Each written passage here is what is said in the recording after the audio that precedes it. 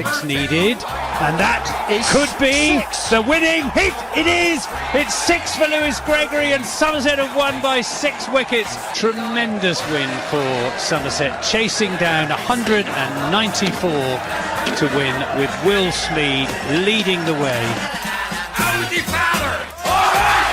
Hello there, you're listening to Always Look on the Bright Side of Life. This is the Somerset Cricket Podcast.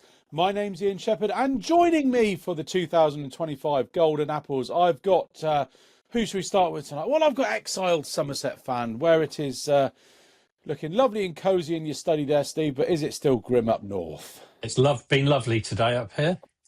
Very pleasantly autumnal. Brilliant stuff. And also with me tonight is president of the club, Sir Peter Wanless, whose absence was conspicuous by his absence from Mambo's on Friday night, but I gather you had a bit of travelling to do at the weekend, Peter. Well, look, I was pushing my luck getting Lady Wanless along to the club for the end of season dinner. She put in an appearance and proved that she really existed in real life, and I think making an absolute night of it would have been a bit much on a first outing. So who knows? Maybe next year. Maybe next year. There's always next year. And finally, last but not least, the voice of cricket on BBC Radio Somerset, Anthony Gibson. Gibbo, how are things going? You wintering well? Yeah, not bad. Bit of golf today. The weather wasn't very nice, mind you. Up at Burnham, it was what the Scots call drecht. That's to say, it was drecht. It was mizzly and cloudy, but you know, I won, so that's all right. Yeah, autumn is definitely approaching. Before we crack on with our own awards, then should we give a brief recap of what happened on Friday night, Peter? We start at the end. One of the very final knockings at the county ground was Starge giving the steely eyes to a certain wicketkeeper who wanted to take the Vitality Blast Trophy to Mambo's. And he was told in no uncertain terms that that's probably not a good idea. It'd be better to put it back in its case. But James Rue was on great form Friday night, serenading us in the long room with... was it Cheerleader? Oh, I think I'd found myself a cheerleader. And then he did Do You Believe in Life After Love by Cher, which he managed to pull off with... well, I think my musical judgment was slightly impaired with alcohol at the time, but he certainly livened up the room. So that was a really good night. I somehow managed was just holding on to the Vitality Blast Trophy for about 20 minutes because it somehow fell to me to take it from downstairs to upstairs where it was to be put away, and then it spent the rest of the evening on the dance floor. So that was great fun. I was going to say the highlight for me right at the other end, of course, was the first award was the President's Champagne Moment. And just as I was making my remarks, Lewis Gregory arrived with a tray of baby Guinnesses. So I helped myself to one of those. He was dressed rather like a waiter and he looked quite the part, didn't he? I think, yeah, it's the only night a year I generally get to wear my tux. So I always look forward to that. Well, should we recap the winners? Obviously, the President's Champagne Moment went to, drum roll. So yeah, men. Are we doing men too, aren't we, here on this programme? So We're doing the men. So Sean Dixon's winning hit in the against Bears in the quarterfinal. What other ones do we have? Player of the community was Alfie Ogborn. Champo Player of the Year was James Rue. Young player was Thomas Rue. Championship Player of the Year, James Rue. Did I say that already? Yeah, you said that. It was Will Smead. They definitely need to split that to 20 over and 50 over. Action point for the next board meeting. Peter was Will Smead. Yeah. Any more? Lewis Gregory won everything else, I think. Lewis Gregory won everything else. Supporters Player of the Year, overall Player of the Year. Waiter of the Year, waiter of the evening. Of the year. Supplier of baby Guinnesses extraordinaire to the president. And was quite funny in his interview, wasn't he? I thought that was quite amusing as he was sort of portrayed as this old stager who is now rather responsible and wouldn't be the sort of person who would race off to Mambo's with the trophy. Top tip to any of the squad for next year's dinner, though. Clearly, buy the president a tray of baby Guinnesses, and you'll get all the awards you possibly want. So there's, I'm I think there needs to be a steward's Yeah. inquiry there, to be honest. Yeah. What else happened? Nobody managed to slip Thomas Rue a cheeky pint. I saw you in your child protection background on the Yeah. next table, keeping a keen eye on that one. Yeah, he was on the Peter, water. yeah. Oh, there's so much going on. Oh, and if you're confused about Riley Meredith being at the awards simultaneously at the awards and in Australia, that wasn't Riley Meredith that I put a picture of Twitter on it. It's a guy called Alex. I think that was his name. He's a Somerset fan, and he's the absolute spit of Riley Meredith. So much so that several players on the dance floor were giving him a second glance, particularly Will Smead, and they did get him in a huddle afterwards. I think to sing Blackbird. Fantastic. That might not have. So, very good night all round. And was a I good night. decided to slope off early from Mamba's about 2:00, and I didn't have a hangover. And I finished my marvellous breakfast at the Corner House Hotel. Everything was good. Right, shall we crack on with our awards then? Dan's not with us tonight, but he's sent through his by email in advance. So where should we go? Let's start with the county championship then, and I'll go with well, you've already given out an award this year, Peter, so you can go last on this one, I think. Steve, give us your championship performance of the season. Championship performance of the season. Yeah, well, dead easy. Let's go with top three, counting down. So do your very best Fluff Freeman impressions. Three counting down. Oh, goodness me. I wasn't prepared for that. Sorry. Oh, right. Okay. Top three counting down. Well, I'm going to cheat and just say outstanding number one has to be Tom Banton in the first game of the season, because nobody can get a 100 and change and not get that. Yeah. I sort of want to cheat and say James Rue for the fact that consistently he not just a single performance, but he performed when we needed him throughout the season. Mm-hmm. He came in a number of times where we were looking particularly healthy and did that. And every time Matt Henry gets the ball, I've been thinking about this a lot, and I'm really trying to be more general than specific this year, because I think it's been such a great season all in all that I sort of don't want a single, I've got my batter of the year, bowler of the year, that sort of thing, but I will listen to other people's nominations and then feel my inferiority for being so on the fence, but I'm on the fence. Yeah, I'm with you in terms of not who actually picked for the award, but there were just so many great performances. I've kind of I feel like everybody needs to be recognised, not in a kind of a wishy-washy everybody gets a trophy day, but I feel like everybody has contributed at some stage that they need to be recognised, and that's kind of what I've sort of tried to do. I've got a love-hate relationship with Tom Banton's 371. I don't know whether it's because it's almost for me, and this is a very personal feeling, but it's almost inextricably linked to the disappointment of not bowling Worcester out in 200 overs. Yeah. Do you know what I mean? It's a, I was loving it when, watching him on the bat on those first 2 days, and the highest ever championship runs, first class score for Somerset in 150 years is a phenomenal effort. But the fact for me that it didn't come in a win, and it's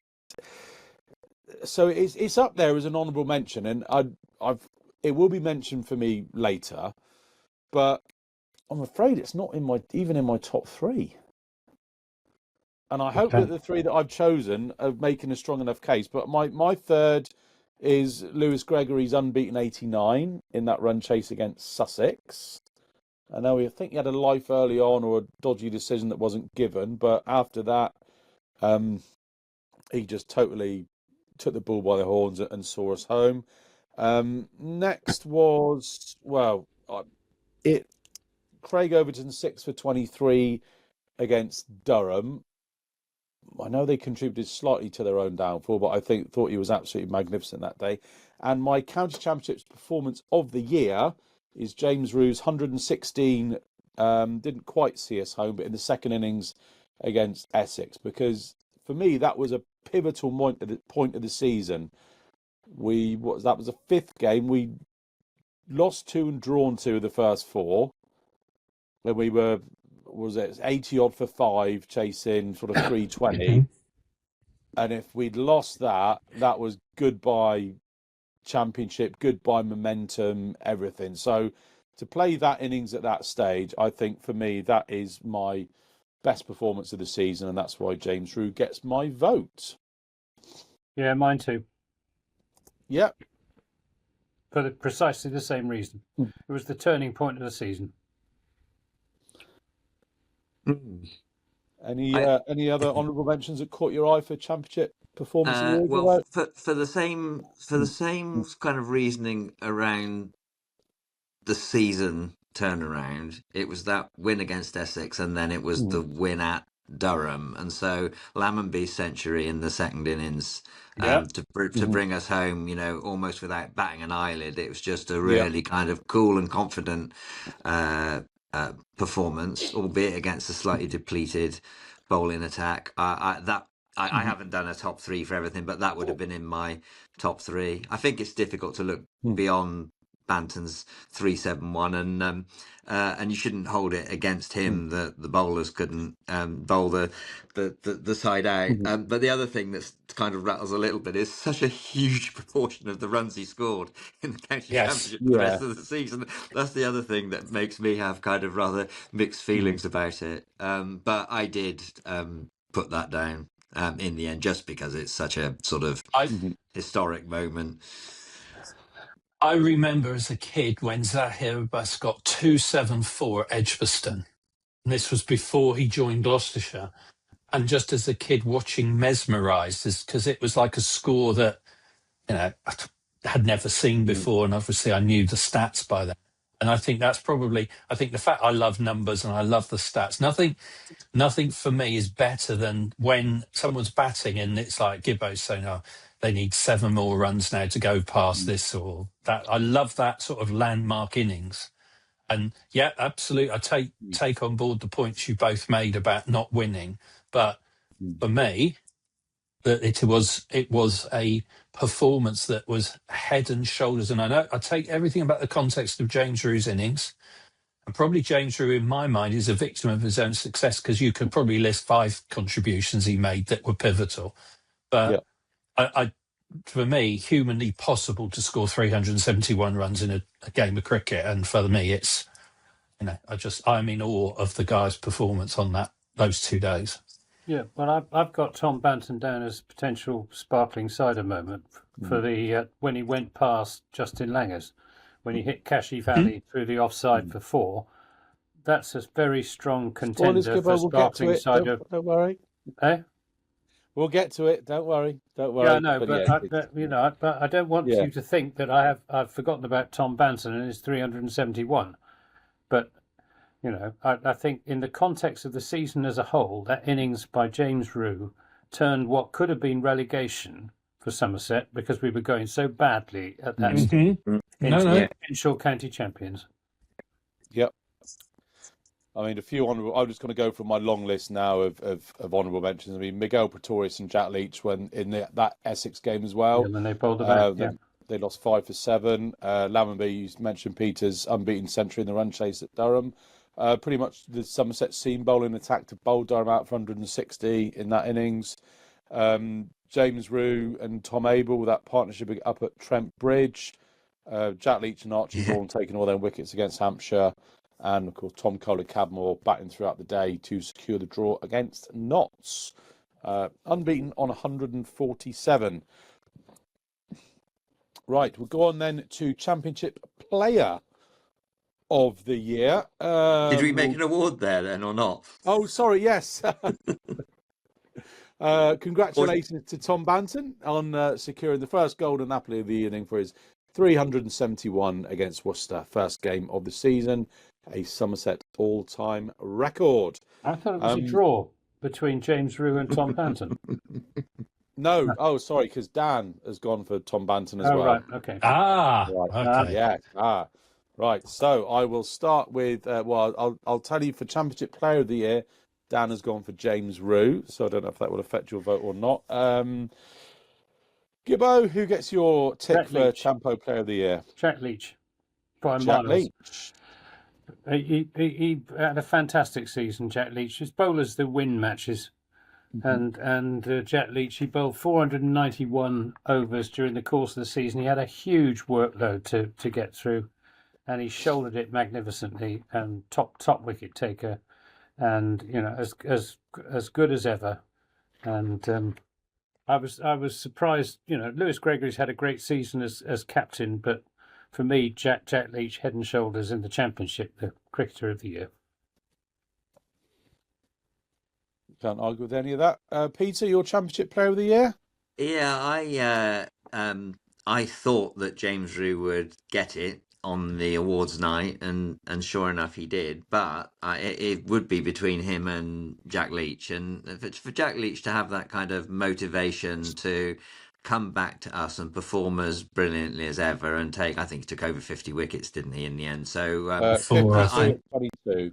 So I'm happy to be persuaded by Anthony that we should give it to Jack Leach. So I'm gonna vote for him. I do have a top three this time. Sorry, Ian. Okay, sorry. Well, I'll let you have the casting vote, Steve, because I'm also going to go for James Rew. I think he scored a lot of runs at crucial times, and he just seems to keep going from strength to strength. And how he's not more involved in the proper England senior setup is beyond me. But that's that. Jack Leach was my number 2, and Craig, I thought as well, had a really good all-round season. Scored 505 runs at 34.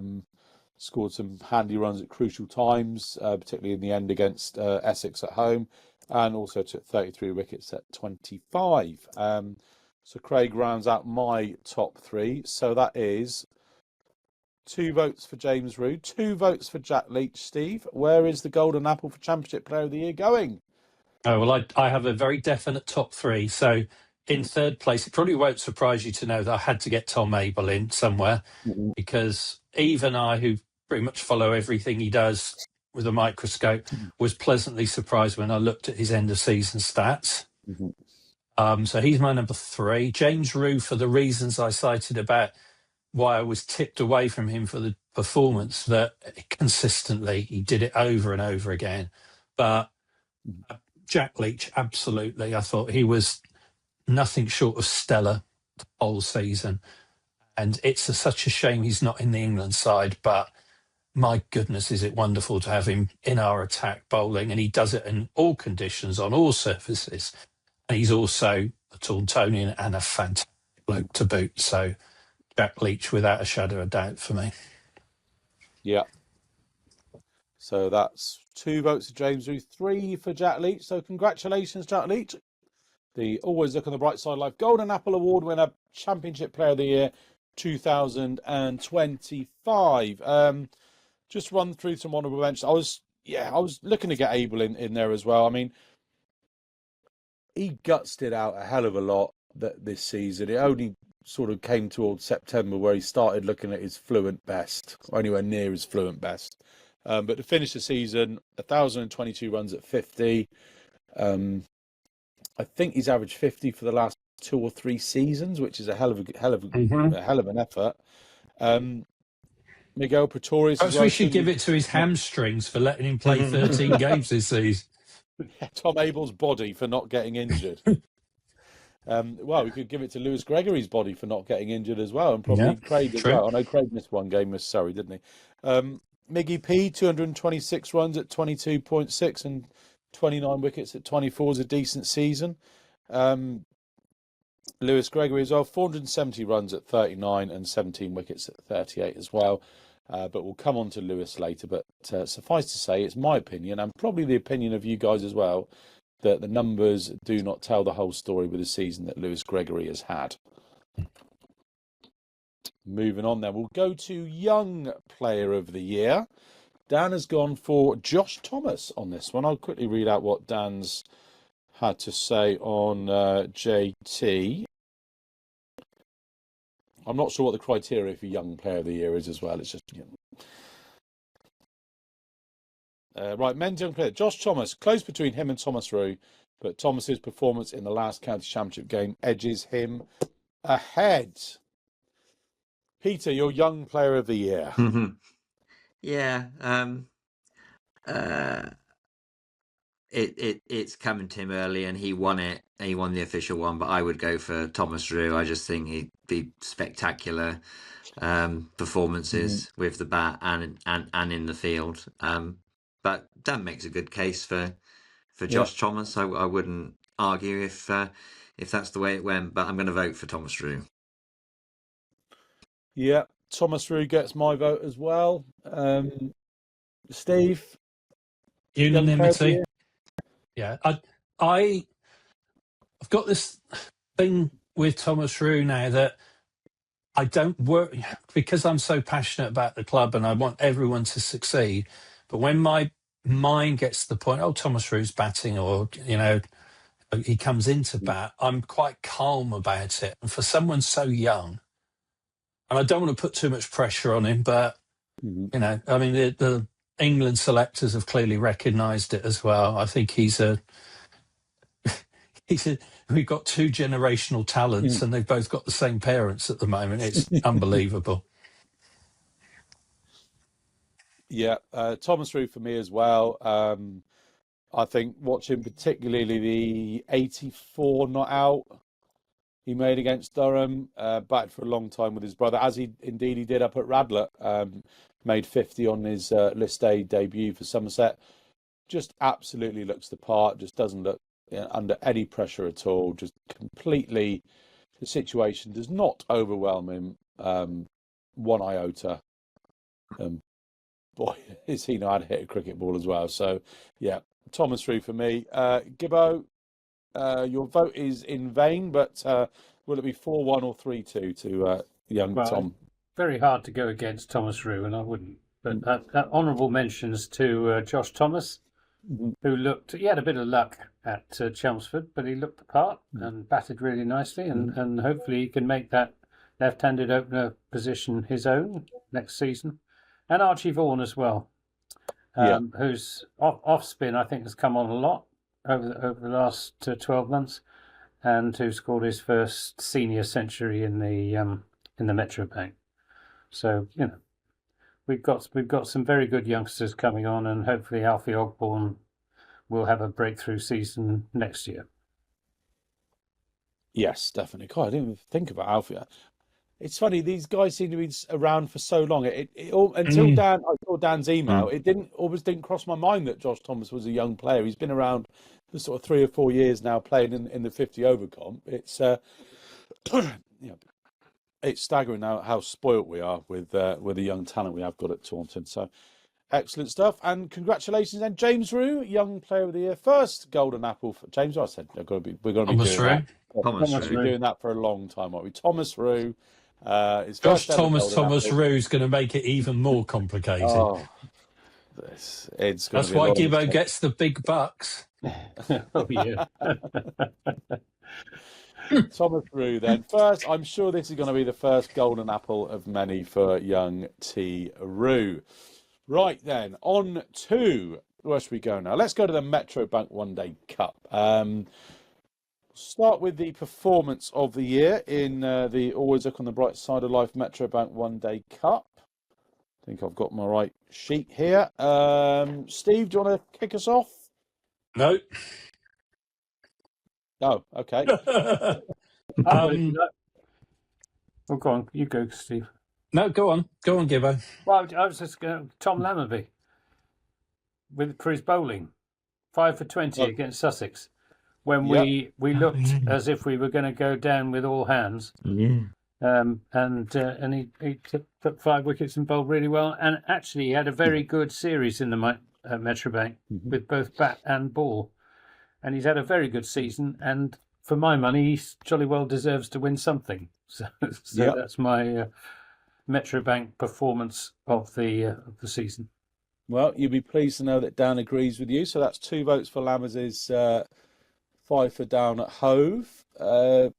Peter, where are you going? That's a great shout. So I'm struggling in this competition because this was when I was moving house and missed a sort of chunk of these games and can't pretend to have been across them all. Picked it up sort of towards the end in the game against Northampton, then the and then the game against Worcester where we got soundly kind of trounced. So I do recall watching the Lammers one on the stream from somewhere really unlikely. I can't remember where or how, but anyway, yes, I'm very happy to associate myself with that nomination. Keep it simple.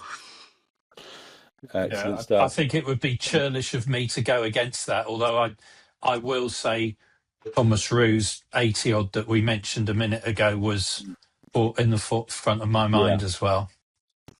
Absolutely. I feel like we've whipped through this a little bit quick because there were so many good performances in the Metro Bank from young players as well. I mean, Archie Vaughan, his 109 unbeaten, carried his back in run chase up at Northants.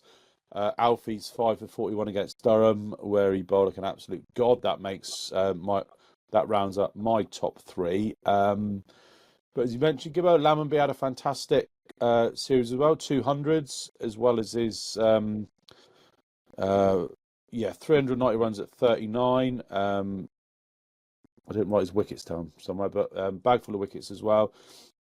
Finn Hill as well. Remember that 57 he made against Lancashire? Archie Vaughan, 95 up at Yorkshire. Great fielding from Finn Hill as well. Yeah. Jack Leach is 2 for 28 in the semi-final off his 10 overs. And of course, in his very first game as permanent Somerset captain, James Rue scores an unbeaten 106 to take his side home against Middlesex at Radlett. So I think pretty much everybody has put in a performance worthy of being shortlisted. But as I say, there's only really 3 slots, and we have unanimously given the award to Tom Lammonby, Metro Bank One Day Cup Performance of the Year, for his 5 for 20 down at Hove in a must-win game where we didn't have our strongest bowling attack, I think it's fair to say, and me and a few others were quite vocal on social media about that, but happy that the lads got the job done in the end. So we alluded to it a minute ago. Gibbo, Tom Lammonby, is he your Metro Bank Player of the Year? No, James Rue. Oh, James Rue. Well, you just have to look at his stats. 438 runs at 62.6. Yeah, I mean, he had a fantastic campaign and captained very, very well too. And for me again, he head and shoulders. I mean, Lammonby had a good time with the bat. Thomas Rue as well. Archie Vaughan with his 100, but James Rue led from the front and played any number of captain's innings. What were Archie Vaughan's stats? How many runs did he get in the? Have you got those? Have you got a little list there? I think from memory, I think he was second in the run scoring. Yeah, because I was third, was he? Because I was going to suggest him because I recall sort of at least 3 significant scores from him, and also the kind of growth and development of his play through the competition, because we lacked Andy Umeed, and so had Lammonby and Vaughan, who at the start of the competition were giving us sort of solid starts but going a little bit slowly, but by the end had kind of grown into taking the game on at a bit more of a pace, and I think kind of solved a problem that we might otherwise have had. So without feeling an expert across this competition this year, I was going to suggest Archie Vaughan. Well, Archie Vaughan's numbers: 397 runs at 44.11 with 102 50s, so not too shabby whatsoever. Didn't bowl as much in the competition as he did last year. Only picked up a couple of wickets, costing him 47 apiece. Excuse me. Archie's third in my list. I've got James Rue at second, but I've gone for Lammonby just for the runs and the wickets and the catching and the all-round performance that he's brought to the side. Steve, you've got the casting votes. I think to explain, and I'm going to go with James Rue. I'm totally back what Anthony said, but I think sometimes when you do something like this, you need to take a step back to assess. And I think you take a step back and actually understand what James Rue is at the moment. He's a young player who's only really in his second full season of being a first-class cricketer. He's keeping wicket and captaining a young side. And all of those things on their own, I think, are pretty big tasks. And, that with a young side, we all know that young sides, if it goes wrong, it can go wrong quite quickly. And it always felt to me like it was in control and it was all held together very well. And remember, they were playing against teams which were, on the whole, had a lot more experience in them than we did. So I think there's the tangibles of his run scoring, but I thought his leadership, his captaincy, and the whole way the team seemed to be together as well. Great credit to him. And for somebody so young, it is, I would actually say the performances of the others, he takes a bit of credit for that as well, because I think he created a really good environment in around that side, which when you've got Gregory and Overton and Abel and all disappearing off to play elsewhere, that's not an easy task. So without a shadow of a doubt, James Rue. We have a tie then. Dan's gone for Tom Lammonby. I've gone for Tom Lammonby. Gibbo's gone for James Rue. You've gone for James Rue. Steve's gone for Archie Vaughan. So we have a tie. Joint winners of the Metro Bank Player of the Year, James Rue and Tom Lammonby. Just writing that in my spreadsheet. Right. We'll move on to the brain fart of the year then. Dan's nomination is Tom Abel being out caught in the very obvious trap hooking at Trent Bridge just before close of play on probably the first day, I think, Gibbo. Yeah. So that's Dan's nomination. I've got a few. I don't really know what order they're in, and I haven't really decided what mine is because there isn't really one that stands out to me this year. Letting all them bowlers leave, not being able to keep hold of one, that's partly not our fault.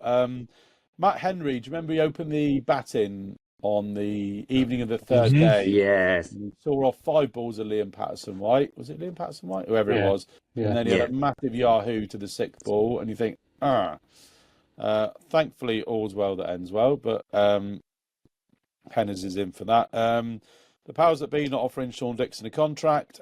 Me missing the turning for the M4 and ended up halfway to Gloucester before I realised I should have been going to Chelmsford. I'm nominating Lancashire for their tactical retirement. And then Tom Hartley getting out the next ball. Still not being able to sort out the openers this year. I think we tried pretty much a new combination more or less every other game. The Somerset, if you were there against Warwickshire, there was a draw. It was the 150th anniversary party, and the club did a draw with 150 prizes. And oh my God, that took forever looking at the tickets and everything like that. So that's going in there. And to whoever was running the team down at Sidmouth for the 150th anniversary game, letting Harry Everett on the pitch in a Somerset shirt. So I don't really know which one of those wins. There wasn't a Miguel Pretorius Yahoo to Cameron Steele this year. So well, look, if you're allowed to make the award to someone from another county, and you've mentioned Lancashire, then surely Lewis Deploy deserves a mention for his 3 drop catches and his first ball golden duck, which was an extraordinary effort by one individual to lose a game which they really should have won, Middlesex. Well, I tell you what, I think it's harsh to blame people for drop catches. So but what you have reminded me of is who was the Bears player who was giving it all the shh to the Somerset fans at the end of the Bears game? Who was that? Rob Yates. Rob Yates. Yeah, we put Rob Yates in there as well. Why not? But I do think we kind of have to keep it in house, or we could end up, giving it to Lancashire social media for moaning about the Livingston LBW and all that. So, if it's in house, then Matt Henry's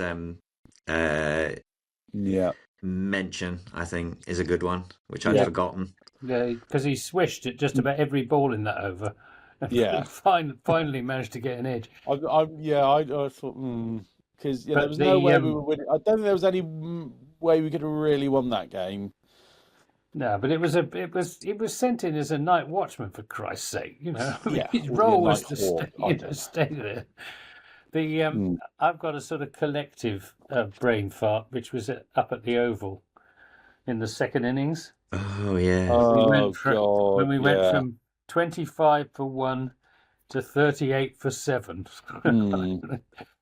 And that was the most dismal batting performance of this or almost any other season. It was dreadful. And I interviewed Jason Kerr afterwards and asked him if he took full responsibility for the performance. And poor chap had to say that he had indeed, and how dreadful it was. But yeah, for the individual one, definitely Matt Henry. Collectively, though, that was a dreadful, dreadful collapse.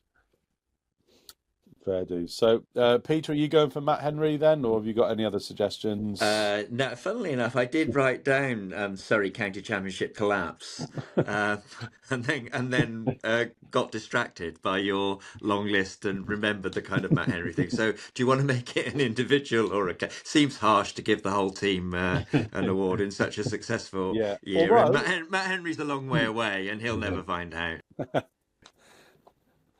And although I will say something though, to their credit, we probably had that one, maybe one or two in the early games of the season, but we've not had that many good old-fashioned Somerset batting collapses this year. No, it's not been. Although we did bookmark the season, or put an exclamation point on the season with a decent effort, didn't we? Yeah. It was. I'll tell you what it was almost like. It's almost like when you go to see a band, and they play all their new stuff. And then right at the end, they play that classic that everybody knows. Yeah. It makes everybody feel at home. Yeah. Right. So, Steve, you got your brain fart of the year. Well, then? I'm glad you mentioned Lancashire, because I have to say that had me laughing and shouting abuse at the screen in equal measures for that. That made me very happy. I can now say this quite happily, having advocated for him earlier, but Tom Abel's consistent ability to get out to the last ball of a session or a day, or be the last ball of a session or a day, for somebody with so much cricket smarts, I just think he does have the proverbial on regular occasions. I've got one though, and it has made me angry and anxious for next season in equal measures, and you alluded to it, Sheps, and it is what the heck is going on with certainly two of the players that we've let go. I know I don't understand all the details and all the finances, but it just worries me that, okay, you can put all kinds of arguments for this and contracts and not maybe performing as you wanted to, but it just concerns me. I would love to know a bit more about what the thinking is, and I'm more than happy to, if it ever happened, be convinced that I'm wrong. But at the moment, it is you asked Gibbo if he was wintering well. That is not helping me winter well at the moment. So I'm going to go to, with apologies to Mr. President, the powers that be for their decision toward the end of the season. Which decision? Though. Two people have to sign a contract. Exactly. Sorry. Contract here. I just need to get Somerset to sign it. I'm the other way around. Ben Green in particular, he wanted to go to Leicestershire. Yeah. Josh Davies got personal reasons for wanting to go to Leicestershire, and Casey Aldridge, he'll. I think he'll do well up at Durham. He needed a change of scene. He hasn't fulfilled his potential at Somerset, and it's the right move for him. And I think it's very unfair to blame Andy Hurry and Jason Kerr for, players leaving of their own volition, which is basically what has happened. I mean, unless you're prepared to guarantee Ben Green a place in the county championship side, which you can't, and maybe, and I know nothing about the finances, but whatever you pay a player, you've got to look at your schedules and all the rest of it. But I think for Ben Green, he's got the chance to play in every format, and that's what he hasn't had with us, and that's the nub of it, really, I think, and lots of people are gutted, probably him a little bit as well, because what would be better than staying a part of this extraordinary group of friends that are so successful with one another. So it's disappointing, but yeah, I mean, I think it's harsh to.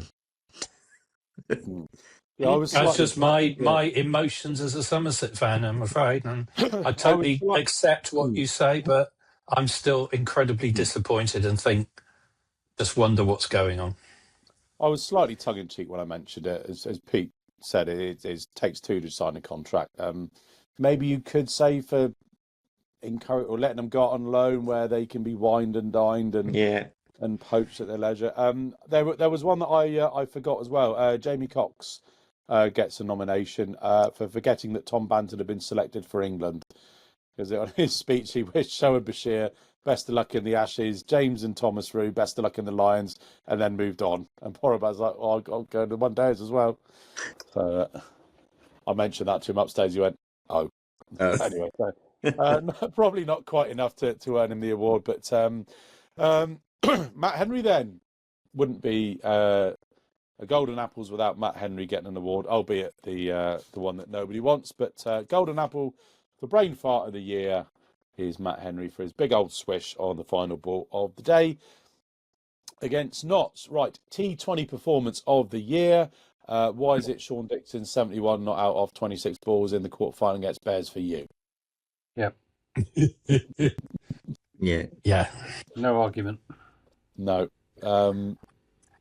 I mean, I think we could talk about. I mean, we talked about this at length. I mean, just for the record, my last performances. Well, I've only Will Smead's 94 in the final. Actually, I managed to write down my bronze medal position, but I'm sure I'll find it somewhere here. Mine was Lewis Goldsworthy's 4 for 13 up at Gloucester. I mean, that game was an absolute lost cause. Whatever we needed, and just that last over, that first 6 low full toss off the pads. Next one was in the slot. Both went for 6, and then a 4 to make it pretty much mathematically certain that we were going to win.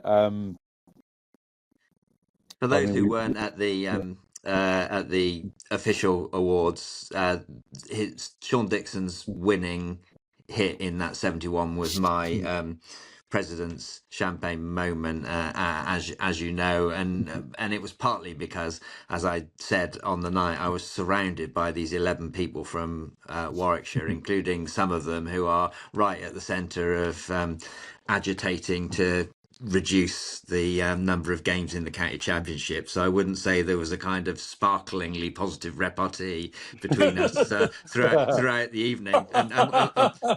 And when they had then spent 35 overs of a 40 over game going on and on and on and on about how they were going to go to their own party and how fantastic it was going to be at Edgbaston, having lost in the quarterfinal the last 4 years, and me practically having given up, for Sean Dixon to do that was really, really sweet. And so Rob Yates wasn't the only one who was made to eat a bit of humble pie, I would say, and all of that is off the pitch, never mind the brilliance of that extraordinary performance. So the only other one I would mention, and again it's slightly for personal reasons, I had some friends over from South Africa. They'd come to the test match, South Africa against Australia, which South Africa had won at Lords, and so they were on an absolute high, and then had said they would come down to Taunton to watch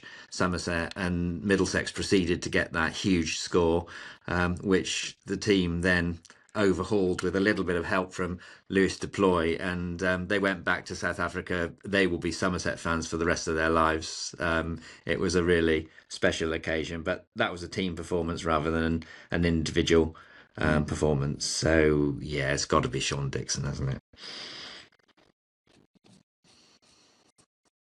Gibbo, I didn't get to listen to yours and Mark Davis's commentary on the night, but I did sync it up with the Sky pictures just because I was bored and I like doing that sort of thing on the computer. And you were exceptionally downhearted going into those last 2 overs. I never gave it up. Mark did. Mark had given it up. What I was saying was, as long as Sean Dixon is there, there's hope. But in my heart of hearts, I didn't believe that we were going to get home. But it was, it's a stunning performance, absolutely stunning. Yeah. And Steve, do you want to complete the nominations? Dan's also gone for that. Yeah, I thought afterwards of the context as well, because you've got to add in the fact that he obviously is leaving, but also it was a quarter-final and all that pressure. And I was trying to think back to any game I've seen at Taunton in my lifetime that came anywhere near close. The game, not just that performance. And the only one I could go back to was there was a Gillette Cup quarter-final against Kent, Taunton, in 1980. We batted first, and I think we were reduced to something like 40 for 5. And Graham Burgess and the lower order got us up to something like 170, 180, which was at Taunton in a 60-over game. It's just a walk in the park. But then Garner and Botham bowled like the wind and bowled them all out for 60. And it was a performance that made, just talking about it now still gives me tingles, the excitement of being there and seeing it happen. But it happened over a much longer period. We were probably down and out at 12 o'clock and won the game at 5:30, say. So it was a progression. We were as down and out, and then within the space of 3-4 overs, we'd won. And I think I would actually say it's probably a performance that ranks there in all the history of the club, right up the top. It's just phenomenally exciting. And then to sort of almost do the same thing in the final was just, lightning did strike twice, not to the same extent, but it was still a pretty impressive effort. So, yeah, it's one of those that however many years I've got left on this earth will stay in the memory till the dying day for that. There's you can't even dignify it with competitors really this year. I think as well it's testament to his character, not as a human being and as a professional cricketer as well, that to do that when you know that a club that you thought you were going to be staying that way, near where you've bought a house near Gibbo's neck of the woods down in Langport, you expected probably fully that you would have been offered a contract, and then to not be and to be sort of that kind of disappointed, and it would have been quite easy for so just to go, oh well, I don't really care, makes no odds to me. But the professionalism, the character, I love the way that he did the old NASA and did the air signature to Andy Hurry or whoever it was. Just after he'd hit the winning runs was fantastic. And then, but yeah, I spoke to him after the game, and you did as well. I didn't get any kind of indication that he was off. I mean, it was rumoured, but there was nothing sort of concrete. But and again, it must have been just really bittersweet for him having to sort of stand there and talk to all the sort of Somerset fans and press, lauding him and saying what one of the greatest innings we've ever seen here at Taunton, and it would turn out to be his last innings at Taunton. Well, in a Somerset shirt anyway. The only innings I've seen to compare with it in recent years was our old friend Roloff van der Merwe with his 164 against Surrey in the Royal London, which again was a single-handedly taking Somerset to victory when we'd been absolutely, what were we, 25 for 5 or something, or 25 for 6. Yeah. And actually, it reminded me more of the roll-off innings up at Gloucester in that rainy Bristol, game. 48 from 18 deliveries, I think. Yeah, we just needed that big explosion. I mean, he did rebuild the 154, I mean, that was a major innings. It's not just going in and slogging it for 4 overs. He had to rebuild the entire innings against a pretty strong Surrey attack. I mean, that's an innings that will stay with me for a very long time. But yeah, all credit to Sean Dixon. Well, Yeah. it was a fantastic effort. And I'm glad we've managed to mention Roloff Van der Merwe in the Golden Apples as well. Wouldn't be complete And who without him. knows? We may yet get Sean Dixon back for the Right. party barn naming ceremony. I haven't totally ruled that out. I mean, Oh, despite good. him no longer being a Somerset player, he's adopted kind of legend status, hasn't he? These last Absolutely. month Do or we so. need to do some sort of voting awards ceremony for that as well? We all come up with We our might have to. suggestions. Yeah, I've got a square Wanless Junior on a number of options that he's got there, We which are just more get one sort of of them things Arsenal that they have at the related. front of buses, just to change it round depending on whose party it is in the barn at any given moment.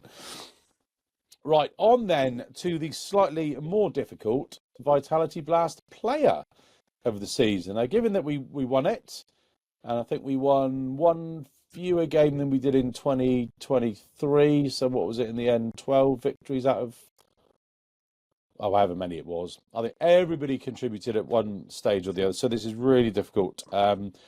Peter, do you want to start us off with your honourable mentions and winner of the Vitality Blast?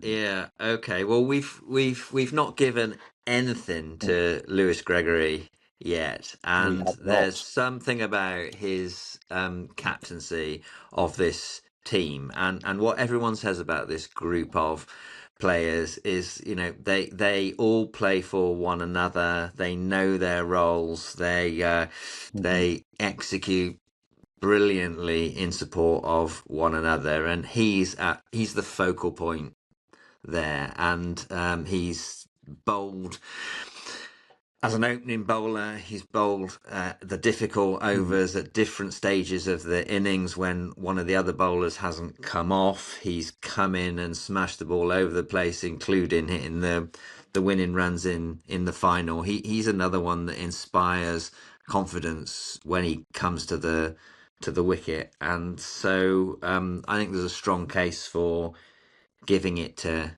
him. So yeah, I'll stop there and just make a case for Lewis Gregory. Yeah, could not agree more. Lewis Gregory is my Vitality Blast Player of the Year. His stats don't look particularly good. Well, I say that, but 172 runs at 29.3. I'll say that I'm setting him a massively high standard. They're actually pretty good numbers. Striking at 170. 15 wickets at 30 and economy rate at 9.2. But I'm bet you dollars to donuts. I haven't really had a look at the stats. The majority of those 172 runs have come at stages when Somerset have bloody needed them. And 15 of those wickets have come when Somerset have bloody needed them. So, you could say player out of 400 runs could, you get a lot of those. It's difficult to say when you don't need runs, but do you know what I mean? Yeah.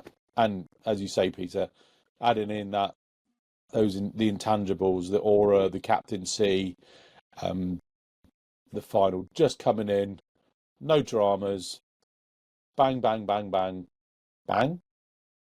There was a miss in there, those bangs, wasn't there? Yeah. Bang, bang, dot, bang, bang. Gets the job done with an over to spare, no dramas. Takes just takes the final by the bollocks and wins it. It's what a player. Yeah. Will Smead was 2, Dixon was 3rd for me. But Gregory, absolutely no question for me.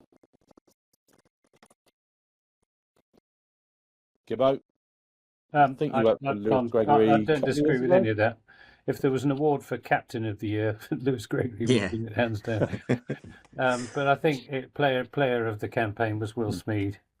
I thought he carried the innings on so many occasions. A much improved white ball batsman. I hope he gets his chance to play red ball cricket next year. So you've gone for Will Smead, then Gibbo. Dan has also gone for Will Smead, Steve. So again, you have the casting vote. Lewis Gregory for me. So I won't repeat everything Peter said, but I repeat everything Peter said. I have a very deep emotional attachment to Lewis because he was my now long late father's favourite player when he came into the side. He really liked him. It's just one of those things. You get players that are your favourite players, and he's the last player who, if Dad was around today and you showed him the team, he would immediately know and recognise, because he's been gone that long. So I'm very, as with Tom Abel, I'm very predisposed to bias towards Lewis, but I don't think you need any bias here. I think that winning the trophy was, the sum of the parts was far greater because of the alchemy he provided to the side. I think it's just a magical thing that he has to be able to do that. And in such a he's so calm and unassuming, almost to the point of being slightly embarrassed by it. And I love that about him. He is so laid back. Yes, He's Lewis. almost horizontal. It's bizarre. Sometimes you almost think that he doesn't care, and you know that he does, because there's no way that you can get a bunch of professional cricketers to this standard and being so ruthless on the pitch and so difficult to beat by not caring. But I guess that's almost the secret, is caring but not being so intense that you're just putting all your teammates under pressure.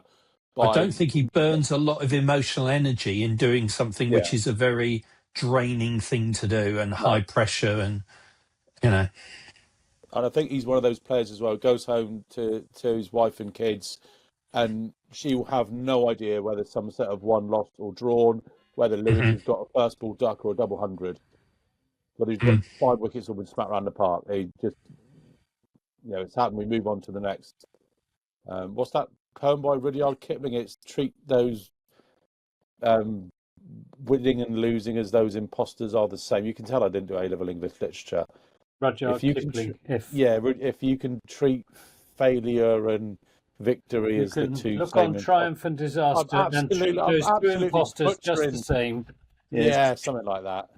Then you'll be a man, my son. And Lewis Gregory was the man for Somerset in the Vitality Blast as well. One thing which has actually just occurred to me as well is the unforgiving minute with 60 seconds distance run, and the unforgiving minutes are ticking by. You can tell which one of us is a learned man and which one is not. Yeah. Just one more thing as well to say about Lewis Gregory is it just sort of popped into my head that he actually deserved that moment of smashing that 6 into the red and to win the trophy. For the journey that he's took that side and the hard work that he's put in, for that to be not only to win it for his team, but just to do it himself was, I imagine, really, really satisfying. And congratulations, Louis G. Then Vitality Blast Player of the Year for 2025, and Sean Dixon, Performance of the Year, 71 off 26 against the Bears in the quarterfinal. Right. Final award of the night then is the Sparkling Cider Moment of the Season. Steve, do you want to kick us off with your honourable mentions and your nomination? Honourable mentions would be Lewis hitting the winning runs in the final. That, I look at this as the moments that have given me greatest pleasure in the season. And so that obviously wins it on, gets a nomination rather on all kinds of levels. I particularly enjoyed the wickets that Lewis Goldsworthy took at Gloucestershire. That for me was I really want him to succeed as a Somerset player, and I've been really encouraged by the end of the season. But that bowling performance at Gloucester was, for me, right up there. But Peter said it earlier. Jurgen Klopp said when he came to Liverpool, turned doubters into believers. And when Sean Dixon hit that low full toss for 6, flat 6 over square leg mid-wicket, that for me was the moment that I actually thought we were going to win this year. It was written for us. So my moment was the 6 off the first ball of the last over against Warwick. Very specific, but there you go. I'll go 19.16. There we are. Peter, your champagne or sparkling cider moment of the year? Yeah, so my champagne moment was Sean Dixon hitting the winning runs, as you know. So I ought to be consistent. But I do think that, and I've got it behind me, that kind of everything we've said about Lewis Gregory being such a laid back, humble person, that image of him standing like Christ the Redeemer with Sean Dixon on his knees in front of him as they have won the trophy, that will be the image of this season, which will live on for years and years. And so it's weird not to make the sparkling cider moment of the year that moment of triumph. And winning a trophy is extraordinary. Winning 2 trophies in 3 years, this team is now becoming more than just a team that happened to win a trophy once. So I kind of, it's hard not to give it to that. And the other one that I mentioned on the night was Craig Overton's one not out in that game against Warwickshire as well, because we do love a one not out in Somerset, and he got to the other end and allowed Sean Dixon to do what Sean Dixon needed to do, and it also feels rather disappointing not to give Craig Overton something because he's such a club legend, and I sort of love him to bits for his attitude and determination. Actually, it was quite a champagne moment when he had a bit of a strop on social media about when someone suggested that he didn't care, and he deserves something for that as well. So look, I'd be very happy to give it to Sean Dixon. I'd be very happy to give it to Lewis Gregory. I'd be very happy to give it to Craig Overton. I can't remember if I put this in here, but we have a rule. We had a rule from 2023 that it's a given that winning the trophy is the champagne moment of the year. So we're sort of playing for second place. So I've got your nomination down as Craig goes one not out. So the obvious winner is, of course, Lewis Gregory smashing it into the Raglan stand to win the Vitality Blast. So we are everything else is kind of playing for second place. Dan has gone for Tom Roo's catch down at Chelmsford. Gibbo, what was your sparkling cider moment of the year? Tom Banton getting 343. It is the highest score that's ever been made in first-class cricket by a Somerset cricketer, and it would be perverse not to award it the champagne moment. I mean, it's a remarkable achievement, and we shouldn't let our feelings about that innings be coloured by the outcome of the game, because that was nothing to do with Tom Banton. It was quite superb innings, and I feel privileged to have been there, to been able to watch it and describe it. Yeah, I've gone for Tom Banton breaking the record as well. I was torn between that and Thomas Roo's catch down at Chelmsford. It remains a great frustration to me that if you weren't there live, you would not have seen a great video recording of it, because the cameras just didn't catch it. But it was an absolute worldie of a catch, and not just because it was that, but it's because we've been waiting for Thomas to start playing with Somerset. We followed his progress throughout the age groups, and the jungle drums are saying Thomas Roo is going to be special. Thomas Roo is going to be special, and I'm sort of thinking about it today. So why does it feel special? It's a 17-year-old kid who's athletic, taking a one-handed catch, which by his own admission he cocked up because he should have been stood on the boundary and he was too far in.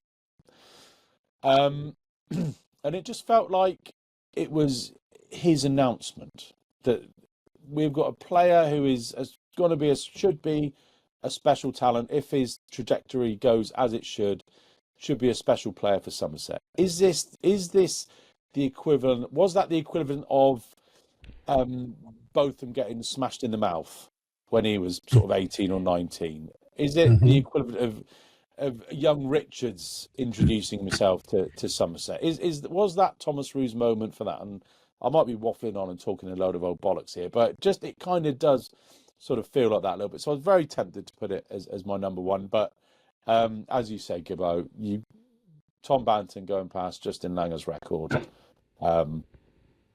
Just for I ran down, I got that shirt printed about 5 minutes after he was out. James Bryce in the shop sorted that out for me. So, yeah, for me, it's just, but it's a big just, if that makes sense. Tom Banton getting the 343, I think, to break the record, was it?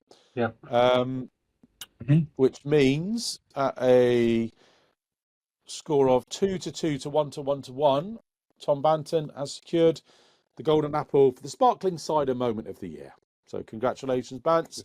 If Thomas Rue did had won it, we wouldn't have been able to award it him till his 18th birthday, obviously. And that's that. Golden Apple's done for another year.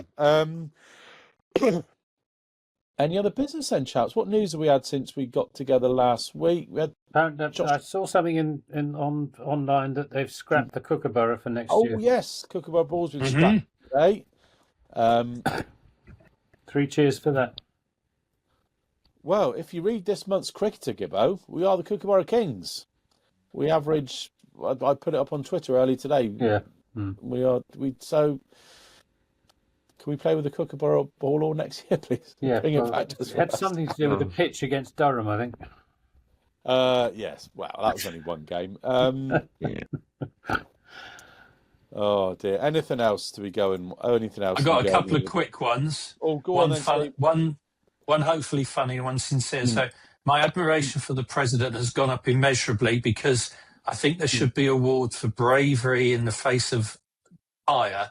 But actually nominating Craig Overton while he's in the room for one not out, because you're a much braver man than me, Mr. President, to do that.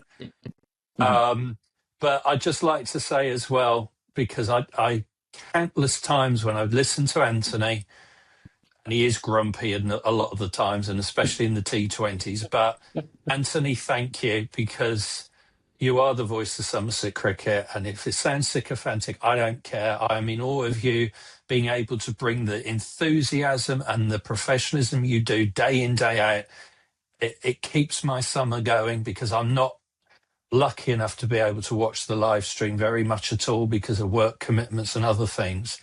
But you are in my ear as much as possible, and long may it continue, because I think you do an amazing job. And as you say, well, you mentioned the Kookaburra Balls, and there have been times where you would have paid me a king's ransom and I would not have done your job there and tried to keep it sounding good. So, Sheps, thank you for this season as ever. It's been so much fun. But let's hope my grinchiness about my moment for infart of the year is not borne out, and that we are sitting here next year with a couple of trophies and the big shiny one. Thanks, Steve. And I'll try not to be quite as grumpy next year.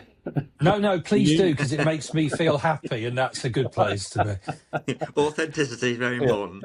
Absolutely. Are you signed on for another year then, Gibbo, the BBC? Well, I don't know. We don't know with the BBC, but I haven't retired, so I am open for the BBC to ask me. Well, there you go. Well, you want to get some experience, nip off to the Abu Dhabi T10 and all that sort of stuff. Oh, isn't there one going on in Canada at the moment? The Super 60 Smash or some bollocks like that. Oh, goodness me. I think we've got Will Smeed. James Rue, Tom Collicamel and Tom Abel are all playing for the same franchise in the ILT20. Yeah. Don't ask me what they're called. And I think Banton is playing for another one. Maybe, I don't know, but anyway, that we've got a team to support in the ILT20. I think in this Canada Smash. Shane Berger told me that Sir Thomas Rue was going out to join the Pal Royals for the SA20. Oh, really? Wow. Whether he's going to play for them or not, I don't know. But that's what Shane told me. Shane is part of the coaching staff. Yeah, he's Pal Royals. Okay. Well, that would be a good development for him. Yeah. And of course the England Lions as well. So, he might not be able to make it because he might be engaged still with the Ashes. No, that'll be done by then, won't it? But yeah, excellent stuff. We aren't quite done for the year yet, because you may be screaming at us for misogynist old gits. Why haven't you done the women? Well, the women are getting their very own golden apples next week, so we'll be reconvening for that to do that next.